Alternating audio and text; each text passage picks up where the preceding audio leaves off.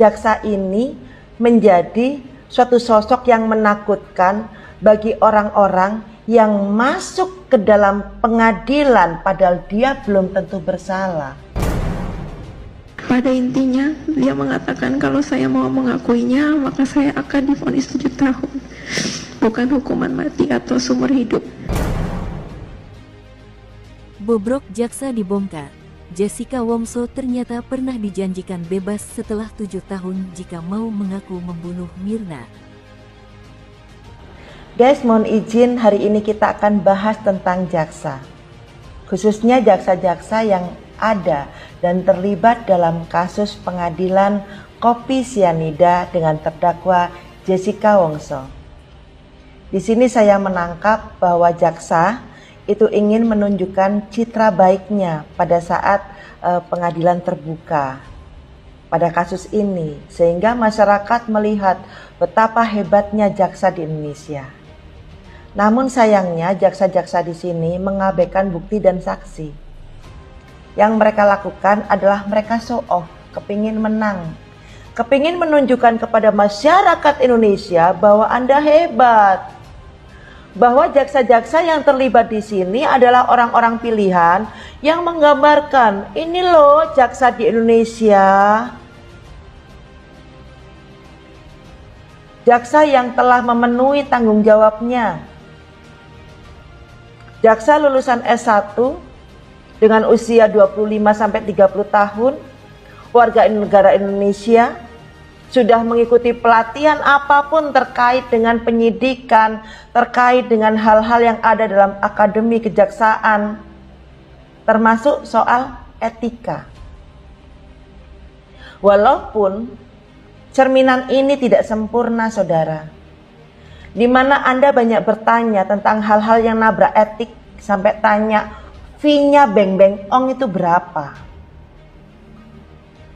Yang kedua, yang dipertanyakan adalah Anda menanyakan sesuatu yang sangat konyol, yang berusaha sudah dijelaskan oleh para ahli, tapi Anda tetap ngotot hanya karena Anda sebetulnya nggak menguasai materi, tapi Anda memaksakan diri untuk show off. Oh, masuk TV nih, gue masuk TV, semua orang tahu.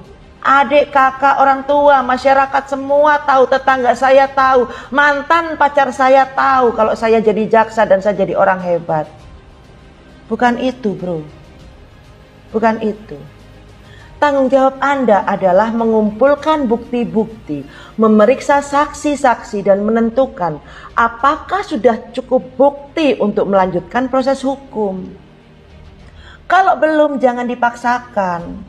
Apalagi pemeriksaannya, mana ada bukti yang sudah dipindah-pindah, mana ada potongan-potongan video yang tidak utuh, di RV yang hilang, isinya terhapus semua. Mana ada yang kayak gini, bro? Itu namanya nggak siap. Tapi Anda dipersiapkan untuk berakting di dalam film Peradilan Jessica Wongso, yang semua masyarakat Indonesia itu menikmati akting Anda, menikmati Anda yang show off dan Anda yang tidak siap maju ke peradilan untuk melakukan tugas Anda. Tugas Anda menjadi seorang yang melakukan penuntutan. Anda akan mencari dan membuktikan kesalahan tersangka dan mencapai keadilan. Tapi Anda terlalu semangat. Anda mengabaikan bahwa tersangka ini kemungkinan tidak bersalah. Tapi Anda terlalu semangat supaya Anda menang. Dan tersangka ini dihukum. Walaupun minim bukti, minim saksi. Saudaraku yang terkasih, dalam persidangan harusnya Anda memanggil saksi-saksi dan mengajukan pertanyaan untuk memperkuat kasus mereka. Tapi apa yang terjadi? Anda pilih-pilih dalam memilih saksi. Beberapa saksi kunci tidak Anda ambil. Karena Anda tahu nantinya ini akan membuat hukuman menjadi ringan atau mungkin bebas buat terdakwa. Dan Anda tampak konyol di sini. Anda tampak kalah. Anda merasa bahwa buat apa saya jadi jaksa penuntut umum apabila saya harus kalah di persidangan yang ditonton jutaan, ratusan juta masyarakat Indonesia. Saudaraku yang terkasih, Anda juga bertanggung jawab dalam penyampaian tuntutan. Padahal tuntutan ini bertujuan untuk memberikan keadilan kepada korban dan masyarakat. Anda berpikir hanya pada korban, tidak pada masyarakat yang dituduh menjadi terdakwa, yang dituduh menjadi pelaku. Anda mengabaikan itu. Anda tidak fokus pada korban. Walaupun korban itu kemungkinan juga meninggal bukan karena yang dituduhkan. Ini yang jadi masalah. Kita ingat, Anda pun juga seharusnya juga menjadi seorang pengawas eksekusi putusan. Ya, apabila putusan ini dirasa kurang adil, Anda bisa melakukan apa? Anda bisa mengajukan banding dan melakukan tindakan hukum yang lain yang berhubungan dengan kepentingan negara.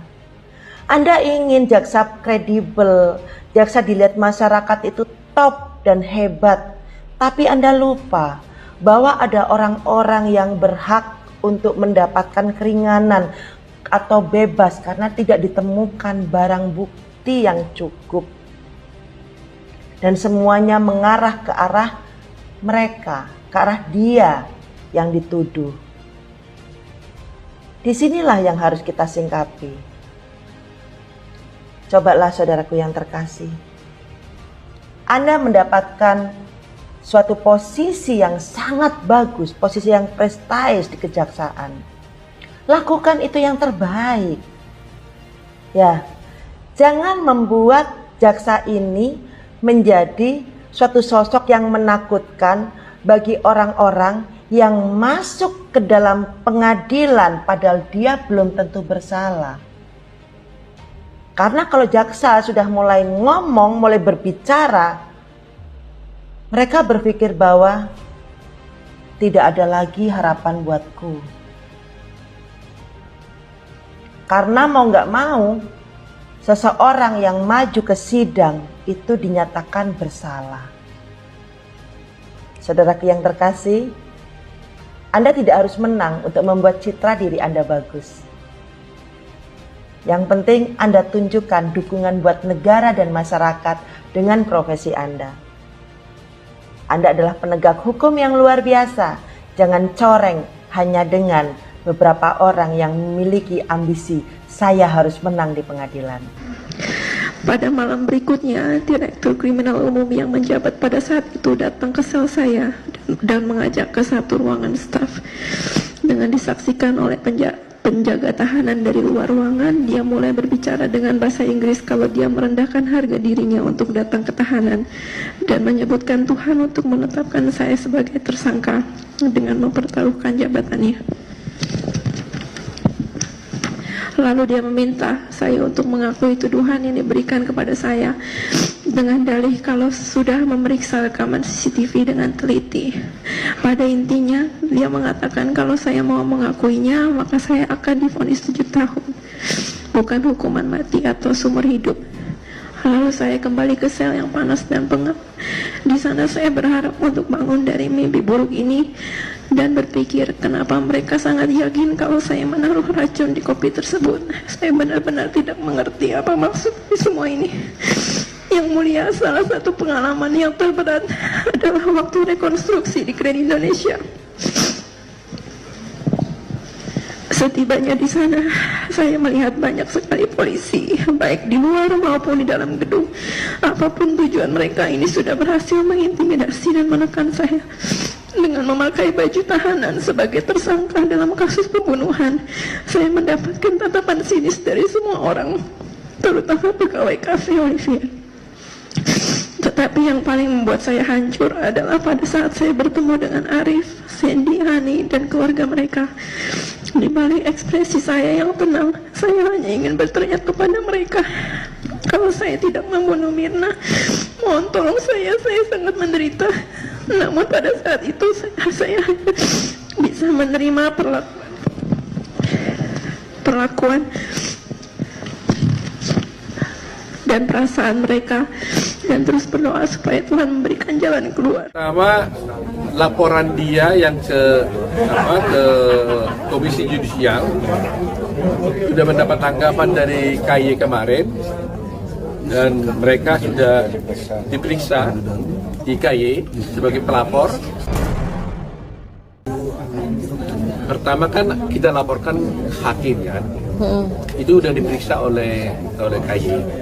Ya, setelah itu kita lihat tunggu apa hasil laporan kita itu, apakah ada sanksi atau tidak kepada hakim yang kita laporkan, kita lihat. Ini dia Hakim Binsar Gultom yang memeriksa Dr. Jaya Surya Atmaja, ahli yang didatangkan oleh penasihat hukum Jessica pada persidangan Jessica tahun 2016 yang lalu. Kalau kita perhatikan, Hakim Binsar Gultom ini bukan hanya mengajukan pertanyaan untuk menggali keterangan dari ahli, tapi dia berusaha untuk mempengaruhi keterangan dari ahli. Bahkan sempat suaranya naik dan terkesan marah karena Binsar Gultom memaksakan kehendaknya tapi diprotes oleh Dr. Jaya. Silakan tonton lebih dulu. Seperti yang dikatakan oleh jaksa, bahwa di dalam lambung walaupun sedikit begitu itu ada racun sianidanya 0, sekian, ya kan? Iya. Iya kan? Setuju ya. Ada di dalamnya itu zat-zat lain kan? Iya, tapi masalahnya sebagai dokter forensik. Ada forensik. ada zat lain. Begini Pak, seorang dokter forensik bilang dia keracunan sianida kalau ada di hati dan organ dalam Pak, bukan di lambung Pak. Tapi kalau orang sudah lebih dahulu meninggal, ya itu tidak akan bisa dideteksi. Makanya ada hasilnya negatif kan? Pak, jangan dipaksa Pak. Kalau negatif ya negatif Pak. Tidak dipaksa. Bagi saya pertanyaan ini melanggar dua hal. Yang pertama, dia melanggar ketentuan pasal 166 KUHP yang pada intinya mengatakan bahwa hakim tidak boleh mengajukan pertanyaan yang sifatnya menjerat, baik kepada terdakwa maupun kepada saksi. Apa itu pertanyaan menjerat? Pertanyaan yang apabila dijawab oleh terdakwa atau saksi terhadap suatu tindak pidana, walaupun dia tidak melakukan, tapi dengan menjawab itu seolah-olah dia sudah menyatakan dia melakukan. Itu namanya menjerat. Memang Dr. Jaya bukan saksi dan bukan juga terdakwa, tetapi keterangan ahli adalah keterangan yang dapat meringankan atau membebaskan terdakwa atau menjerat terdakwa, dan dia memberikan jawaban, dan jawaban yang diharapkan oleh hakim dari ahli Jaya hanya menyetujui tanpa memberikan dia kesempatan berpikir secara bebas. Padahal di dalam persidangan itu baik saksi maupun terdakwa ataupun ahli harus berpikir secara bebas dan memberikan keterangan atau memberikan kesaksian tanpa tekanan, tanpa dipengaruhi oleh siapapun. Itu yang pertama. Yang kedua, Hakim Binsar Gultom ini telah melanggar ketentuan di dalam Kode Etik Profesi Hakim, khususnya pasal 4 bagian A angka 2, yaitu sikap dan tingkah laku hakim di dalam persidangan. Itu dikatakan pada angka 2 itu bahwa hakim tidak boleh memperlihatkan sikap yang menunjukkan simpati atau antipati kepada pihak-pihak yang berperkara. Nah, dengan sikapnya tadi itu, dengan caranya mengatakan kepada Dr. Jaya, kan sudah dikatakan oleh JPU. Itu dia menampakkan sikap pro kepada JPU dan seolah-olah antipati kepada Jessica. Sehingga dengan ada keterangan dari Dr. Jaya yang mengatakan, oh iya benar itu hakim, benar itu yang mulia. Itu artinya jawaban dari Dr. Jaya, kalau itu jawabannya, maka sudah mendukung dakwaan dari JPU. Sekaligus hendak mengatakan bahwa Jessica lah pelaku seperti yang diasumsikan oleh JPU di dalam dakwaannya, dan saya lihat ini juga sikap Hakim Binsar Gultom. Seolah-olah sudah sepakat dengan JPU bahwa Jessica pelaku dan harus dijerat dengan pidana penjara seperti tuntutan jaksa. Keliru kan? Kabar baik disampaikan Otto Hasibuan, di mana laporannya pada beberapa waktu lalu soal pelanggaran etik yang dilakukan oleh Hakim Binsar Gultom ternyata sudah diperiksa oleh KY atau Komisi Yudisial. Kini, tim Otto dan pengacara tinggal menunggu keputusan dari Komisi Yudisial. Sanksi apa yang akan didapat oleh Hakim Binsar Gultom akibat perbuatan yang telah dilakukannya itu. Selain itu, Otto juga mengungkap, Jessica dari dalam sel sudah tidak sabar menunggu tindakan PK atau peninjauan kembali yang akan dilakukan oleh Otto Hasibuan bersama 3.800 pengacara agar bisa membebaskan Jessica yang telah dikurung selama 7 tahun. Otto mengungkap, selama ini dirinya bersama tim tidak pernah lengah dalam memperjuangkan PK untuk Jessica. Semua akan dilakukan secara hati-hati dan tentu dengan mengumpulkan barang bukti yang kuat dan valid. Pasalnya, menurut Otto, lawan dari Jessica ini adalah penegak hukum sendiri. Semua penegak hukum terkesan memojokkan Jessica, dan inilah tantangan besar yang harus dihadapi oleh para pengacara Jessica. Bang, tapi sejauh ini apa yang paling sulit sih dalam mengumpulkan bukti-buktinya Jessica Wongso itu? Banyak hal ya, saya seperti katakan itu, banyak tembok besar yang saya katakan itu. Coba aja dulu, ada juga komentar-komentar dari advokat ya, yang namakan apa itu namanya itu. Ada pihak-pihak lain mengatakan bahwa ini adalah drama kita, desain kita katanya kan aneh di benda ajaib kan. Nah, jadi itulah salah satu contoh-contoh bahwa betapa besarnya tembok-tembok yang kita hadapi.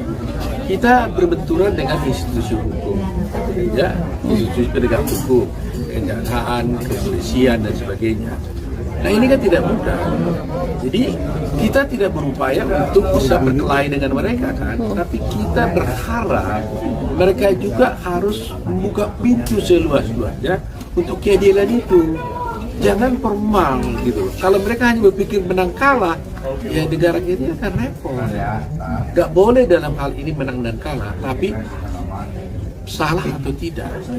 Kalau ada kesalahan yang dilakukan dalam perkara ini, ya harus diperbaiki. Itu poinnya. Iya, saya mengerti bahwa kepolisian mungkin atau tidak. Saya merasa kalau sampai ini Jessica dibebaskan, nama kami gimana? Kadang-kadang ada begitu kan, kepolisian begitu, jaksa begitu. Tapi nggak boleh begitu. Ya nggak boleh. Nggak ada di sini nama baik yang jadi rusak dan sebagainya. Tidak. Tapi adalah kebenaran yang hakiki. Masa kita korbankan seorang anak manusia tidak bersalah, tapi harus dihukum? Itu nggak boleh. Berkali-kali saya katakan, gimana kalau itu terjadi pada anak kita, pada saudara kita, tante kita? Itu bagaimana kalau terjadi? Terima nggak? Kan nggak bisa. Nah, kalau ini sampai terjadi berjalan begini, maka ini akan berpotensi kita ini akan kena seperti itu, saudara kita akan kena besok-besok. Jadi makanya saya berterima kasih kepada teman-teman wartawan yang terus mengungkap kasus ini. Ini perjuangan kami, ini juga perjuangan Anda sekalian. Jangan sampai jadi kita, Anda, saudara-saudara kita bisa mengalami nasib yang sama. Jangan sudah kejadian baru kita teriak, jangan. Nah, mengenai soal rencana PK, ini kita bukan diam. Saya juga bisa memahami dan terima kasih kepada para netizen ya. Misalkan saya lihat di sosial media, di TikTok dan sebagainya mengatakan, Pak Otto jangan ini, jangan loyo, harus up terus katanya kan. Aduh, saya bangga semangat sama netizen ya. Terima kasih buat netizen. Tapi kami bukannya lengah ya. Tapi kan lawyer kan harus mempersiapkan diri dengan baik-baik kan. Nah, PK itu pasti akan kami lakukan. Kita menunggu timing saja. Nah, waktu sekarang kan juga kami masukkan juga kan dari budaya juga karena pengadilan juga akan tutup. Jadi mungkin Januari atau Februari bisa dilakukan. Tapi sementara ini semua tim bekerja keras mengumpulkan bukti-bukti. Setelah kumpul bukti-bukti yang kita bisa jadikan sebagai novum untuk bisa membebaskan Jessica akan kita kumpulkan dan pada waktunya kita akan masukkan. Tapi sejauh ini pengumpulan Jessica sendiri di dalam seperti apa? Dia sehat-sehat. Walaupun sering nunggu kapan PK-nya.